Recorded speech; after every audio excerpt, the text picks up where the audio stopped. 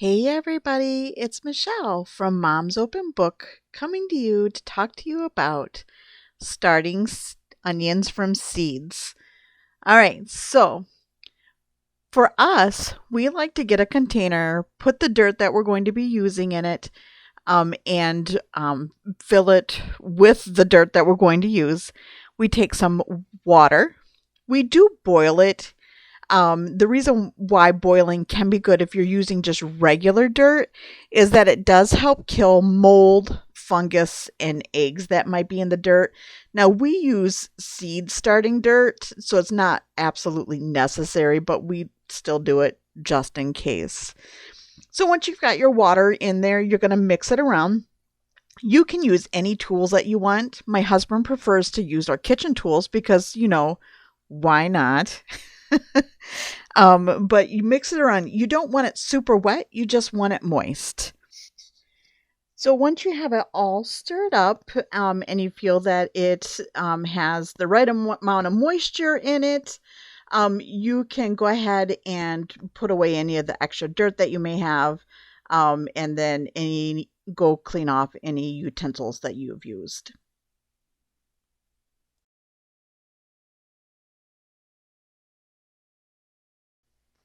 Next up, of course, is filling your seed trays with dirt.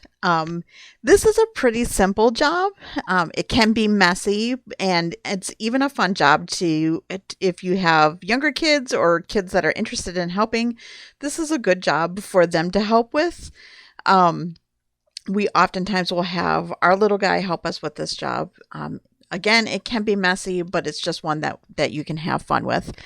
The only key is to make sure that you do not pack the dirt in too tightly. You want it in there nice, but you don't want it in there super firm because you want the water to be able to move freely throughout the whole container. And then just keep in mind that if you do fill it too full, you can always take some dirt out, right? Makes sense. And then once you are done with this portion of filling up all of your trays, all the trays that you feel that you need, again, just pick up any leftovers and put them away.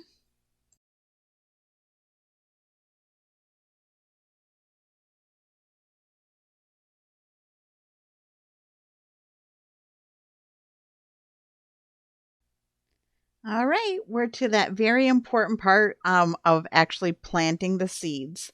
So, a tip from my husband and I, it is easier when you're dealing with like these super small seeds to like open up the packet and dump it out on some type of a tray. We use just a paper plate or a plate, whatever we have available at the time ourselves, because that's what works for us. Now, once you start to plant, you just have to decide how many seeds you want in each cell. You can go by what is in the packaging. Um, we personally put in anywhere from 6 to 8 seeds into each of the individual cells. And the reasoning being behind that is that we found last year when we went to go transplant that the onions were relatively easy to separate when we wanted to bury them into the dirt.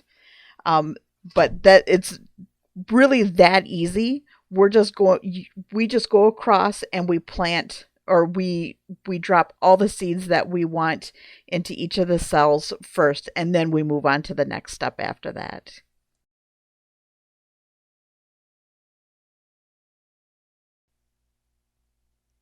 And then finally, once you get your seeds layered into the trays, we just go over and grab handfuls of dirt and loosely cover the tops of the seeds. It is so simple. There's nothing magic or anything that we do above and beyond that. Just cover them lightly.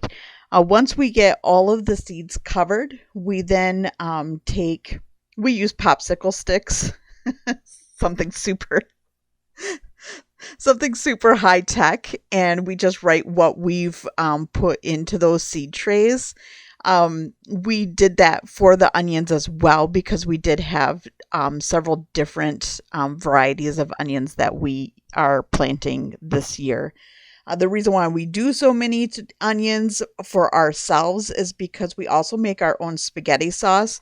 So we use a ton of onions for that process, and therefore we actually plant a lot of onions for ourselves.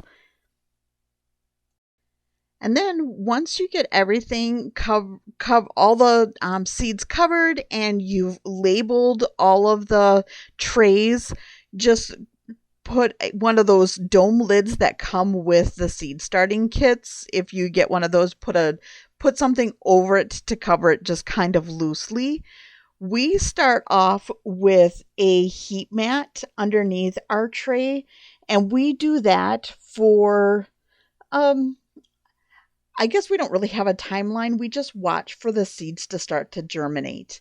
Once the seeds have germinated, we turn off the mats and we don't use them after that.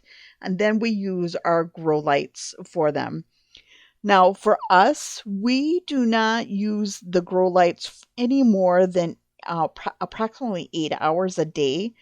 And my husband, because he is the brains behind all of this, said that the reason why we do not do more than 8 hours a day is because if we do that, then it's like telling the plants that they need to start bulbing, and we don't want them to do that yet.